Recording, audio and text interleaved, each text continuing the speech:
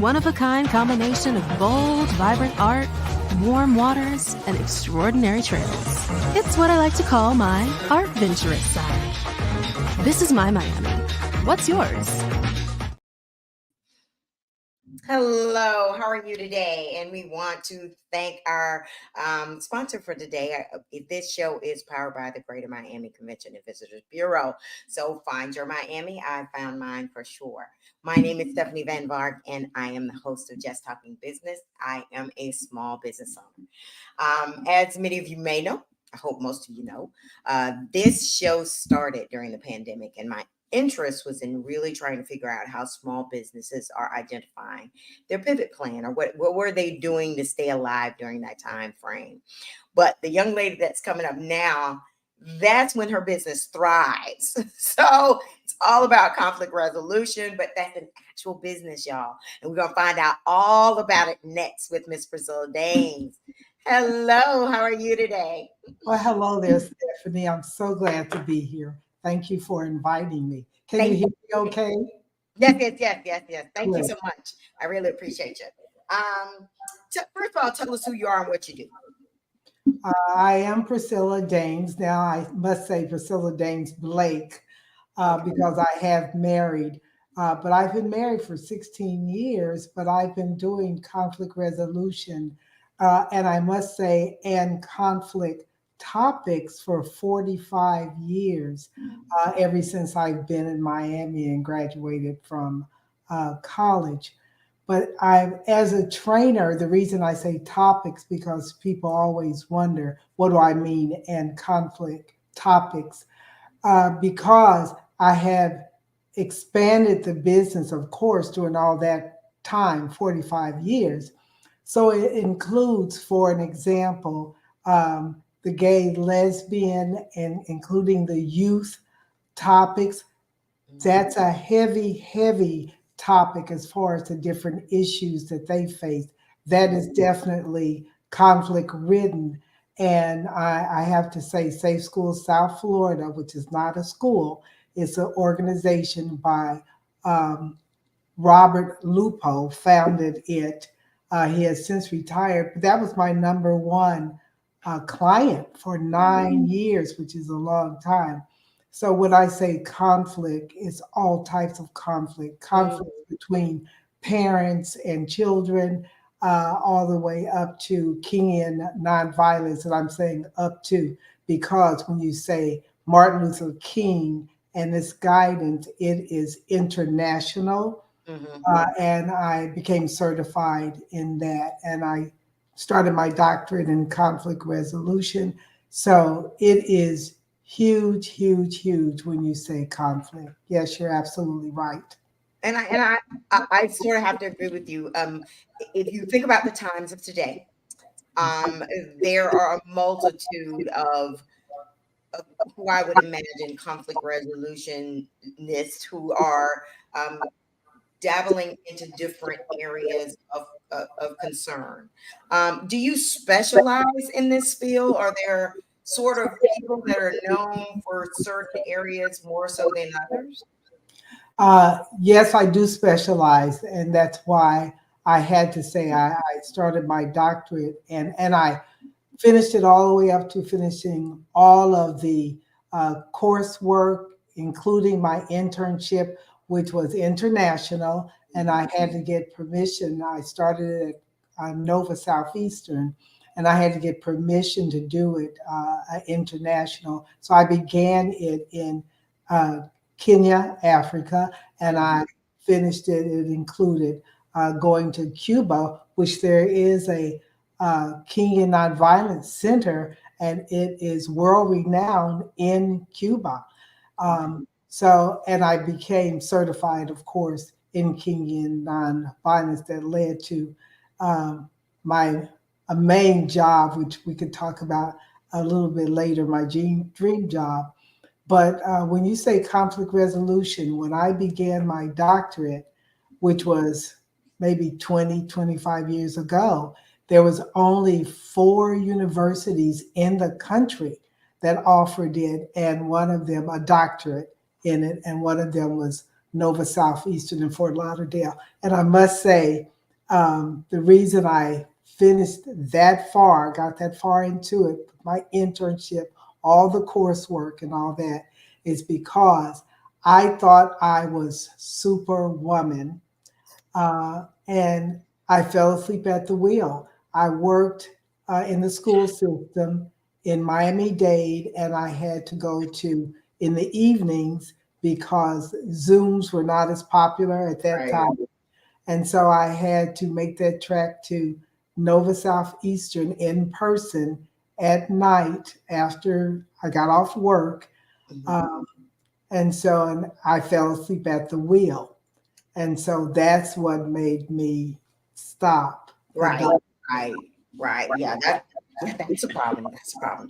So as I shared before, this show is all about the pivot plan. And but if you think about the pandemic, most people were just trying to stay alive, keep their businesses afloat. And that was our whole conversation. But when we look at conflict resolution, that's when your work really kicks in. That's when we need you here to help save the day.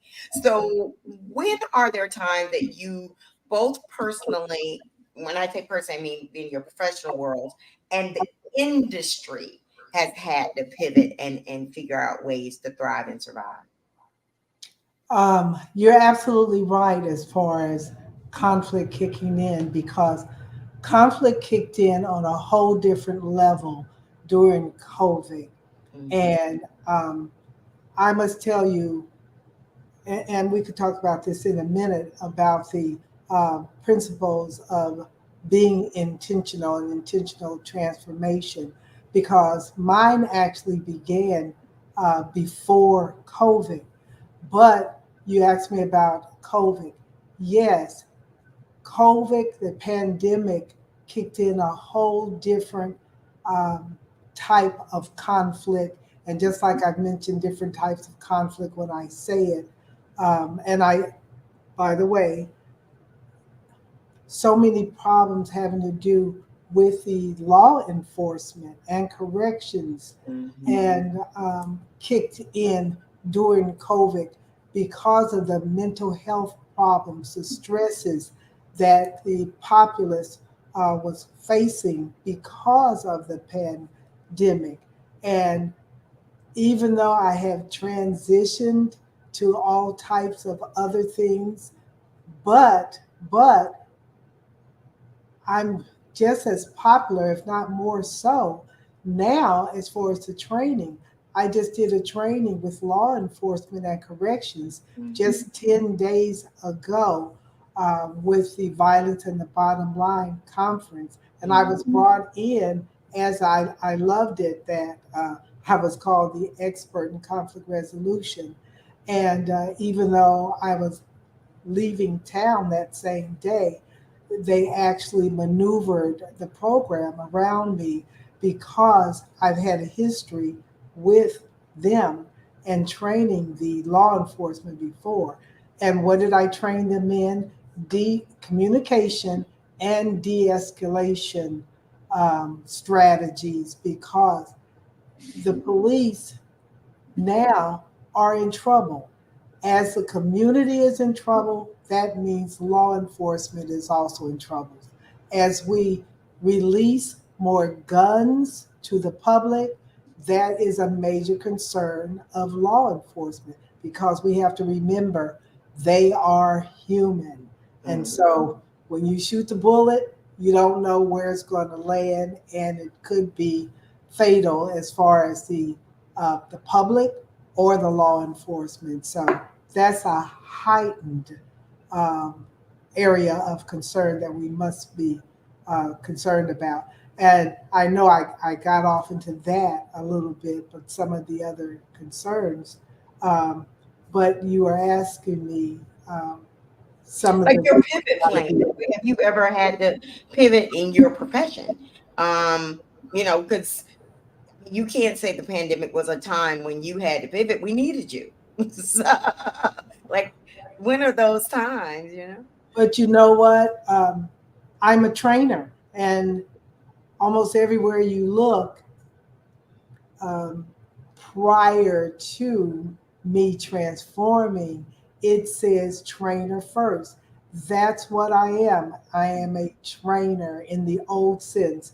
I was, uh, so as to speak, discovered by the Anti-Defamation League. And that's when I was 20. I'll be 71 next month. And so I can't believe it either because, as I said, I thought I was 29. But the Anti-Defamation League discovered me when I was in my 20s.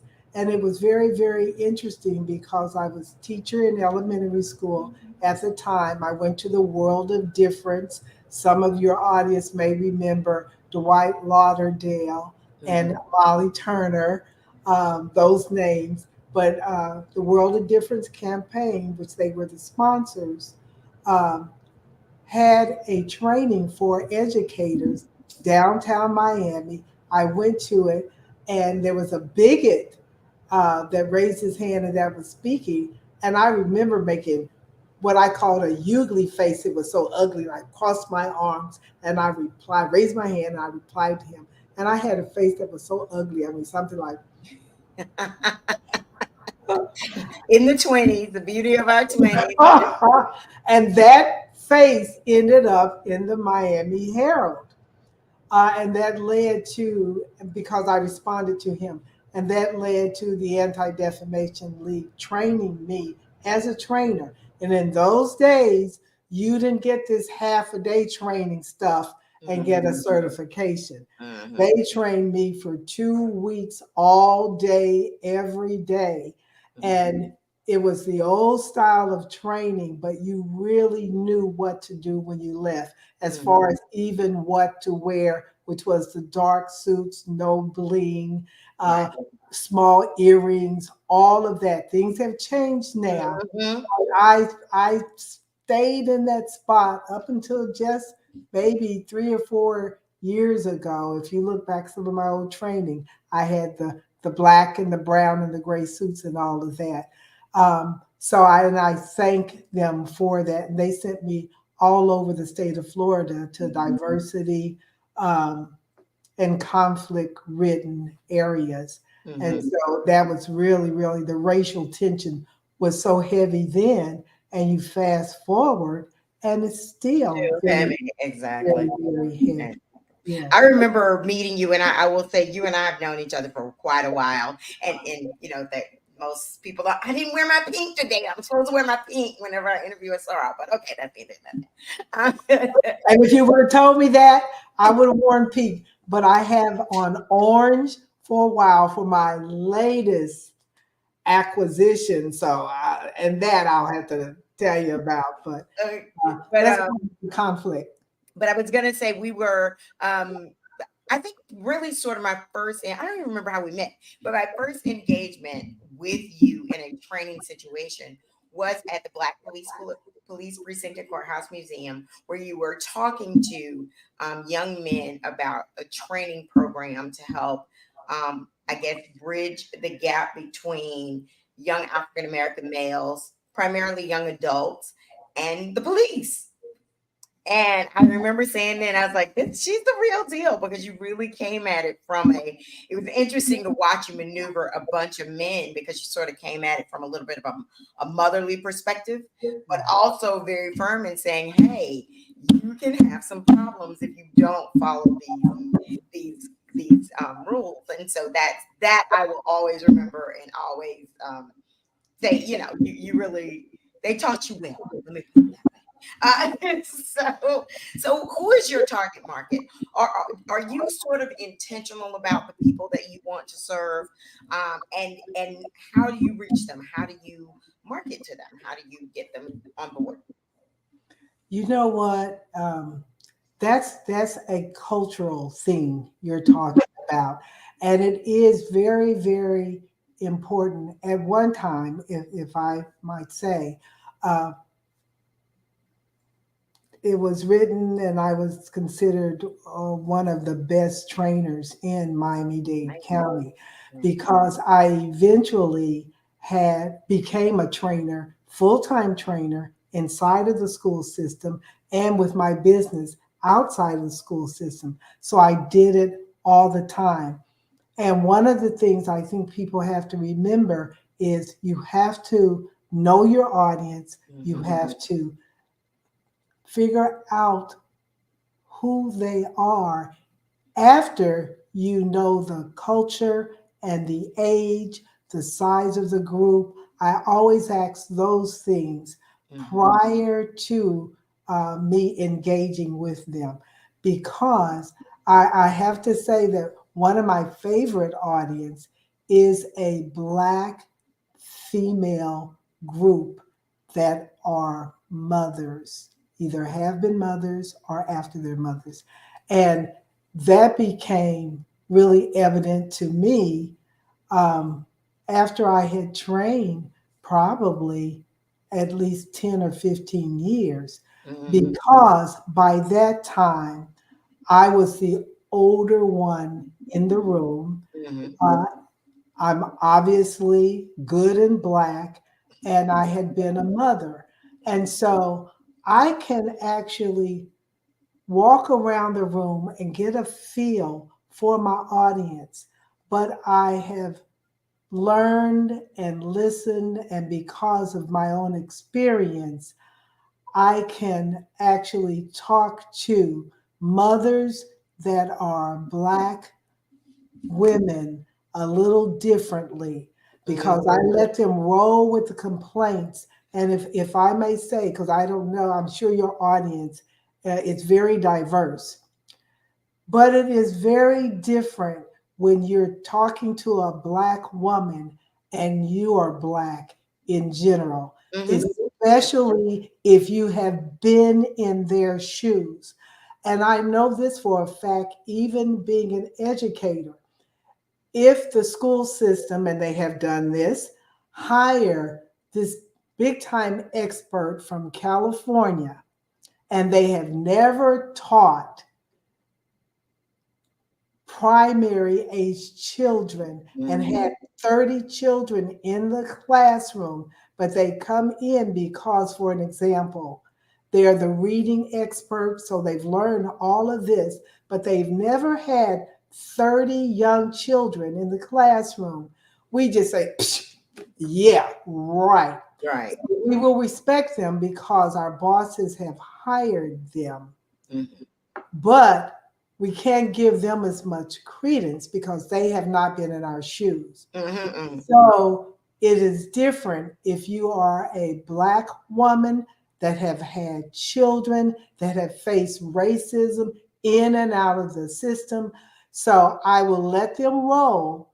I will let them vent because what they say may be correct, and it usually is. So I will allow them to vent, and then I will come down in the audience and touch them, and I walk through the room touching them, and I'll say, "Yes, you are correct, but now what are you going to do as their mother, as their mother?" In the school system, out of the school system, what are you going to do? And it's different because I was a mother, I've walked in their shoes, I'm Black. So that became my favorite audience, even though I did not have them as my primary audience for years and years and years and years. And now I very rarely have Black mothers as my audience. Like I said, I train the AKAs. I've done sister relationships with other groups, even the Miramar group of women, and also the law enforcement just 10 days ago.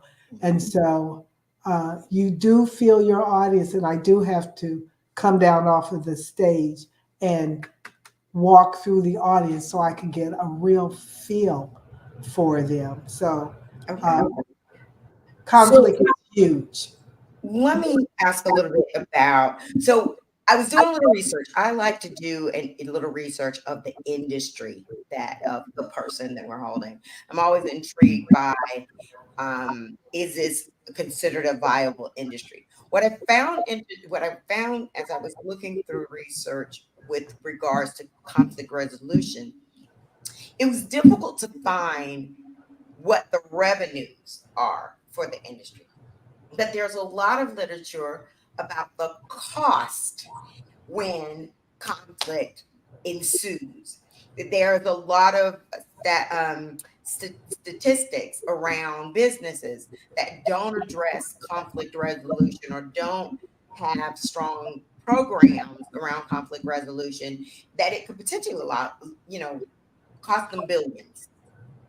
So I became intrigued with, what kinds of things as a business owner should we be thinking about implementing to make sure we don't have that kind of cost, because we may not even know that's the threat. Um, I'm going to just, if you could hold that for just a moment, because I don't think I totally answered one of your questions. Okay. Um, you asked me what kinds of things did I do during COVID, and how did that affect the industry? Mm-hmm. It was very, very interesting because um, it heightened because of what happened with George Floyd, if Mm-hmm. you recall. But Mm-hmm. even prior to that, I already was forced to sit down and be still.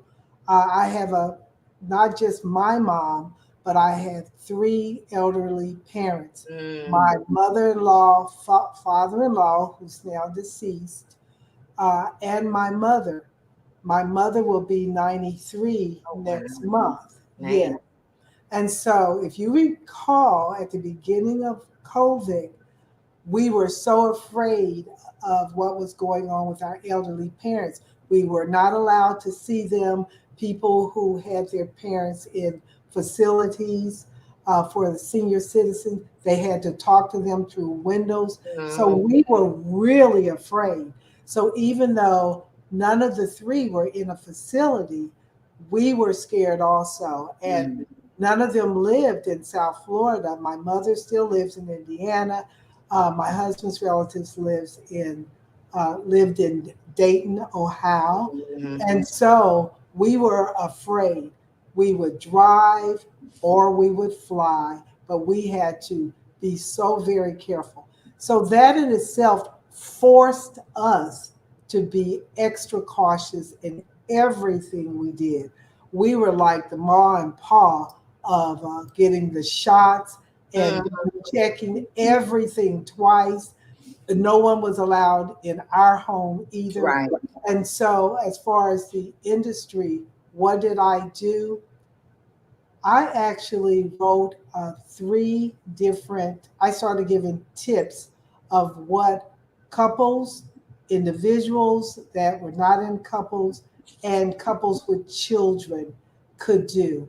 And Mm-hmm. that I actually was all on YouTube and Facebook giving tips. And I would give tips 3 to 5 days a week. Mm-hmm. And that moved into me writing 3 ebooks, which are still free and online in my wingspan.net website. So they are free to anyone. Um, and they were during COVID at that time, but now I've changed just the title during turbulent times, Mm-hmm. because all of those tips are still very, very prevalent. But that's how I actually got into the intentional transformation. It Okay. was during COVID. So I'll let you. So, from what I can gather, your products include you write books, workshops and trainings.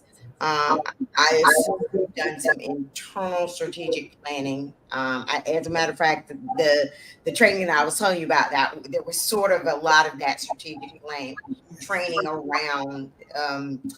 So when you're looking at the products that you offer, how do you set your pricing? Is there an industry standard? Is it based hourly? You don't have to tell me the dollars and cents, but what are you thinking through when you're looking at your pricing?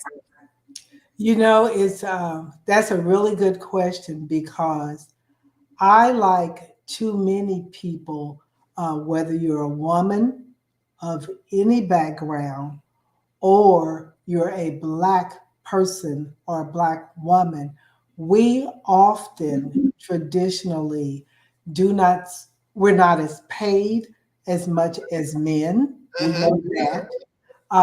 And the Black woman is at the bottom of Mhm. the ladder.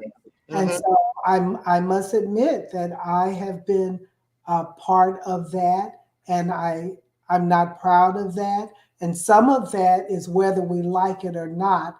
That's what the facts are. Mhm. Um, and so it was very, very interesting that after doing this for 45, being a trainer for 45 years, I'm very solid in what I do. And there's not too much, and I'd like to talk about the credentials and accreditations and all that. I'd really like to talk about that. Um, there's not too much that I will train on that I don't have credentials in. Mhm. So many things are relative, and people will train on other kinds of topics that are relative, close to what they're due. And generally speaking, I become accredited in what I do. So I'm really solid. And it's interesting that even I still fell into that no matter how many years. And let me tell you a little story.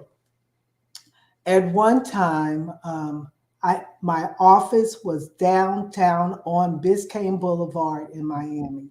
Mhm. Now I have a home based office. This is my home, especially after coming out of COVID and because of me retiring and all of that. But it was on Biscayne Boulevard downtown.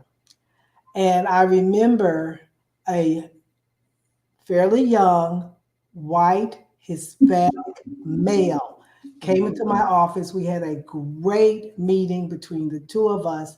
And as he was leaving, he said, "By the way, you don't need, you're pretty solid. And I know who you are and blah, blah, blah, blah, blah." He said, "So you don't need all of that on the wall. Like on my wall here, there are articles that you can see, but above those articles are all of my credentials."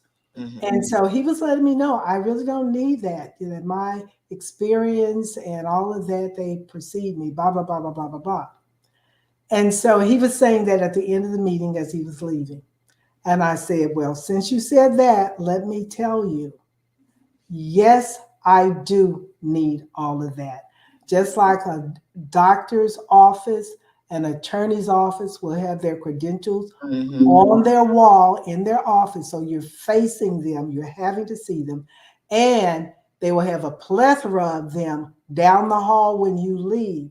I said, Mhm. "Yes, I do need them on my wall. The reason is because you are white in South Florida, you are Hispanic, and you're male." I said, and this is what I told him: not only am I female, I'm not just Black. I'm very Black with nappy hair and all of those. No, and this is what I told him. And all of those characteristics of an African American woman. I Mhm. said, "So yes, I do need those credentials up."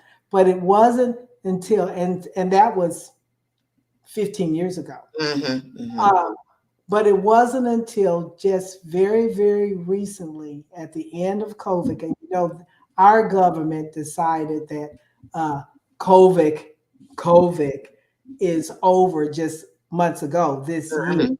Yeah. and we know it's not. However, there was a older meaning like my age, older white Jewish woman who said, who wanted to hire me. She was on Zoom. And she said, "How much do you charge for your trainings?" And I told her, and she was quiet. Mhm. And it was long enough for me to say, "Oh my goodness, I wonder if I'm charging too much." Mhm. And this was just before COVID was over. And she came back after a moment of silence and she says, "You do not know your worth. Mhm. Your worth." She upped the price 30%, Okay. 30%, and paid me for that 30% more. I was I was floored. I was Yeah. amazed. Not that just that she said it. She said, "You do not know your worth." And I think I asked in that training that you were in if anyone knew Michelle um, Hollinger. Mhm. Or she writes, and she had a tabloid out too on worthiness. You Mhm. have to know your worth. I have that book showing right now in my own library. Know your worth, know your worth, know your worth. That's And true. I believe in her and her books and pamphlet that she released. And I still did not do that because I know the reality of Mhm. those Of the people. market. Yes. That's But part of the challenge. you know what?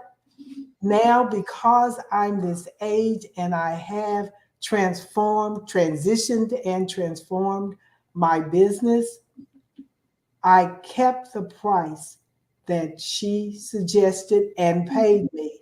And that is now the price that I charge. Mhm. Yeah. And you should actually, if you, I mean, but that's a conversation I have a lot with my colleagues about really, two things. One, really understanding my worth and what it should be based on, as well as others, because there's a variety of people that pull numbers out of the air, and it's also generational. If you look at some of the younger Yeah. generations, they got a Yeah. little bit more guts than we had. But They came on our shoulders though. right, but and may not have all the experience. Yeah. But it's also training the market too to Yes. understand that Yeah. there's a base from which where these prices are coming from. But that's always a challenge. You're right, for especially for women of color. Um, okay, so let's get to the good part. You're now global. And let me say, first of all, I've had very few shows on that I can remember where people here have gone global. I've had a couple, but it's so that's such an interesting dynamic to me as to not just coming up with the idea and figuring out the brand and the strategy and the reason why, but now you've got to execute from afar and in a territory you don't know that well. So tell us, first of all, how did that come to be? And it's sort of all around your event, and I want you to share as much as you can about that as well. Okay, let me look at the time. Okay. Because that will decide, how much uh, you want me to say and I want to say. Because I could talk about being intentional and intentional transformation, because I have a book that I'm writing on that will be released at my summit. But when I back When is up, it, by the way? I'm sorry, When is it, by the way? The it's summit. in March 28th Okay. through March 31st, 2024, and it is in Belize. But I want to make sure that I answer your questions first. Um, it is very, very interesting how that transformation started because I truly thought I was 29. And I was just I was just going into, I belonged to four different chambers at one time. Mm, And Deanne Graham and I, my good friend that now is deceased, she was even more so than me because it was her business model. Um, but I was just going, and all over the place. Networking, I mean, it was a reason, and I did get results, but it wasn't until pre-COVID that I became ill that I realized that I needed to make some changes in my life because I was going up and down my own stairs, huffing and puffing. And I'm like, my goodness, what is this? And so I scared myself. And so that's what made me go through the transformation when I realized that I need to make some serious changes in my own life. So it was very, very personal. And it usually is something personal that forces people to make changes. So I had three goals because it led me into changing the business, changing the health, and my third area was the area of relationships, including my own household. So those are the three areas that I did transform. And as far as the business, I had always wanted um, for my business, Wingspan Seminars, to go global. And even though I had done about 5 minutes of being in a global business with my son, it was EP Global. Well, he fell in love and started having babies. So that, and I kept waiting for him to come back. Uh, Ellis, if you're watching this, I kept waiting for you to come back. And he didn't. So I didn't push it because he was busy with his own life. But I had always wanted to do that. I had belonged to so many international teams, and I thank all of them for inviting me. Um, I could even start naming some of them, but one of my dream job was when I was invited to be on a Dr. Bernard Lafayette, which is King in Nonviolence, his team, and it was King in Nonviolence, transformational nonviolence is what the topic was. We were supposed to have a 2 week training in Nigeria, Africa, and that went on for 18 months, for a year and a half. And you had to be invited back each time you trained these ex militants. And so that was my dream job because it's easy to do something and you waffle a little bit. Well, that's not what I usually do, but I'll do this or do something for free. It's Right. very easy.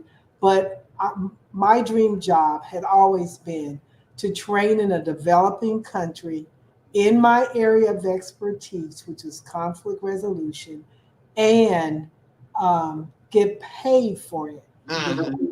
Because I've done even some international things. When I was working on my internship, for example, I trained at Egerton University, the staff there, and I didn't get paid for it because I was already there in my internship. Right. And so I got paid for this particular training. And so I've done so many trainings out of the country because I was on different teams. I desired, one of my ultimate goals was to host an international event myself. And so during COVID is when I said, no, pre-COVID, I said, now is the time to try. So I needed to learn what I needed to do. And so I do strongly recommend you all, you business owners, and those that are not business owners, if there's something you want to jump out there to do, and it is a major goal of yours, one of your purposes, then hire a coach. And I'm purposely saying hire a coach because we tend to want something on the side or freebie or whatever, or talk somebody down. And I'm saying if you do that on the side, you're going to get an on the side cost, but an on the side work. Yeah. So if you pay a professional that has experience, especially, you're going to pay for what you get. So I do recommend you get coaches, somebody that has experience in it if you want to learn how to do it. And so I did hire coaches for everything I wanted. I did pay for everything I wanted.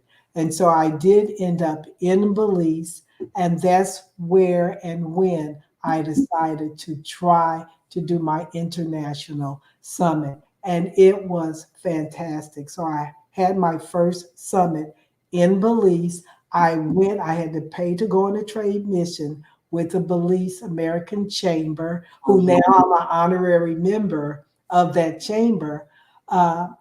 And so many things have transpired since then. But this was back in 2019, pre-COVID. Mm-hmm. So that was a goal at that time, and it just grew and grew and grew. But as I established those relationships in Belize, and I had to go back and forth several times by myself because the trade mission is a trade mission, just to establish relationships. And now I've had to reestablish relationships after COVID. Right. But that was so key because when you pay for what you get, you end up, that person that you're paying, in my case, it was the Belize American Chamber, and then I end up paying a coach. You do pay for what you get because Right. those experienced people will introduce you to various people. They will recommend you go to this path or stay around this person. And that ended up leading to me realizing that domestic violence was a focus of that country. Okay. I happened to be on a domestic violence planning committee here, and that was elected official Dr. Dorothy Bendros Mendengal's, and that was where I was just prior to today, because now we're planning for the upcoming conference in February. But I end up inviting her and a delegation, which will end up being her speakers. She selected the speakers to come to Belize. So my first topic was something that the country needed, and it was domestic violence. Very nice. And so it ended up being a whopping success because I also hired my marketing PR person. She was in Belize, okay? She got me on the television, the number one morning show the day before. And so I got to speak on the number one morning show because I hired the right person. And that led to reporters coming to the summit. So the summit was a whopping success. I was so pleased. And then when we came back, COVID hit because the governor had started shutting down. So I had to rekindle those relationships this year as I've gone back and forth to Belize. So, by the way, what she said, when you want an expert, hire them. Throwing that out. and I can't say that too much because I learned about some of the principles of intentional transformation, which is the theme of the summit that's coming up. And I had to learn about how do you do self-care? What is self-care? You cannot assume that you know. If you're going to take better care of yourself, it's not about losing weight. It's about health in general. When you say self-care, it's about the total you. And because of an interview Van Jones did with Oprah, that led into her saying, meditation. She meditates every single day. She kicks off her day with that. So now I have a self-care block the first 2 hours, 8 to 10 every day. I have to take care of me prior to taking care of the business. And so I listen to Mary J. Blige. That's my theme song. I exercise. I do my meditation book, which is a devotional from Du Bois, and that was President Obama's faith person. And so I do all of that. And I walk every day. That's all in my 2 hour block. And that means I had to push my business to not starting to 10 o'clock because that is secondary to my health. And the business was the second transformation because, and I had to hire coaches for that too.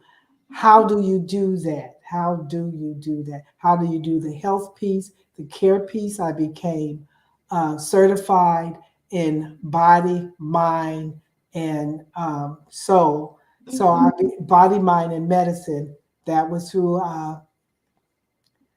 Debbie Wasserman Schultz. She implemented and supported financially a program for community leaders that was called that, and Dr. Gordon's program is what she adopted. But I became certified in that. How do you do meditation? How do you take care of your mind? How do you take care of your body without taking so many drugs? And so, and I became certified in that. So now I do the self-care every day. I start my day off with that. No negativity. That means no news at all. No CNN in the morning. Oh, yeah, you have to shut that down. Yeah, absolutely. So none of that when I wake up in the morning. And the other was improving. The third area was improving the relationships, including in my own household. And I had to say to myself, some of these things that are going on, you have to be grateful for, you have to be responsible to, and you have to make some changes in yourself. And that's including with your spouse or significant other, that's including your girlfriends. What kinds of changes do I need to make as far as my girlfriends? I need to find more time for them, rekindle some of those relationships, put some of those relationships on the shelf, and that may mean if they're related to you also, because all those people are not good for you. And the reason I say put them on the shelf, some you may have to get rid of altogether, but on the shelf, because you can't get rid of family members. Right. So you may have to take them back down if there's a family gathering. occasion. Love on them and kiss them or whatever. Learn more patience. Yes, yes. So you put them on the shelf and you take them back down when you need to. You need to put some of those people on the shelf. I agree. And I have done that. And I agree. I so agree. those 3 areas were the 3 areas that I did intentional transformation. And so are those the 3 areas that one can expect if they were to go to the conference to really delve into those areas? You're going to sort of what you've learned and now put it into others? And that's one of the things I have learned that I am good at. And I tell young people the same thing, millennials the same thing that are in business. Don't do what I do. Learn from me and kick it up a notch or 2 or 3. It's taken me to almost 71 to get to where I am now. You don't have to take all those steps anymore. You can demand, if you're solid, if you're credentialed, you can demand more pay. You can expect better in your marriage with your girlfriends. And Will Smith is the one that said, you could tell where you're going by the 5 people that you're hanging out with today. And I'll say to the younger people, you could be in the car, but if your friend goes in and robs a store and you don't know they're robbing it, you're going to jail too. So I know a young lady that happened to, by the way. Yeah. So those 5 people that you're hanging out with, you have to be very smart in selecting your friends and who you spend time with. If you look at the celebrities that are doing well, they're boys, they're dogs. They have been very selective. Michelle Obama said this too. She did not invite all of her old girlfriends Mm-hmm. to the White House with her. So those rappers, they're not taking all of their friends with them today. Some of those dogs, they left them right there, Mm-hmm. even though they still love them. And so who do I hang out with? You know one of them, Stephanie Jones Clark. Yes. She's my girlfriend that I'm getting ready to meet in Montego Bay. Mm-hmm. Why are we going to Montego Bay? Just to write. She's writing a book now. I'm writing a book now just to focus on that book. And she is moving like this. She's flying. She's soaring. Why? Because she stopped doing all that community service and she's focused. Focused. She's On very what her intentional. intentions are. Yeah. She's focused on what her purpose in life is now. And that's the number one action item for intentionality. You have got to be focused. You've got to learn how to say no more often than yes. Right. And that all of those principles of intentionality is what I learned during COVID, what I implemented, and that's what's going to be taught during the summit. And anyone who wants to meet the challenge, I'm going to be challenging them soon so they could do it between now and the summit and come and celebrate with me. Um, or they could begin then. But we will be talking about how to be intentional and pivot and transform your life. It doesn't matter if you are 50, and AARP now says that 50 and older are considered seniors. So, and I have a Okay, I'm girlfriend. not listening to AARP right now because no, not there yet. I'm not.